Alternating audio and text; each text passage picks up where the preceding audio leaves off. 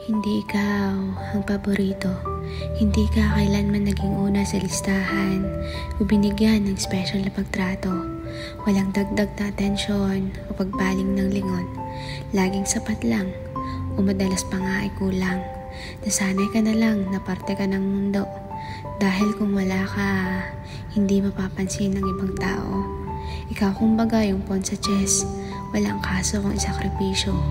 Ikaw yung puting canvas bago lagyan ng pinta, itinakdang takpan ng mas makulay na litrato. Ikaw yung helium sa lobo, hindi ka kita kahit ikaw ang nagdadala.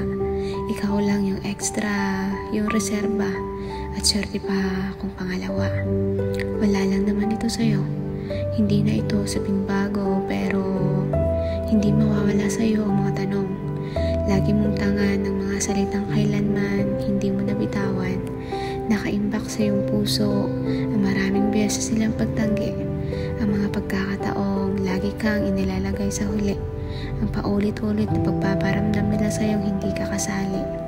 At kung bibilangin ang mga gabing kinakaawaan mo ang sarili, mapapagod sila sa pagbibilang.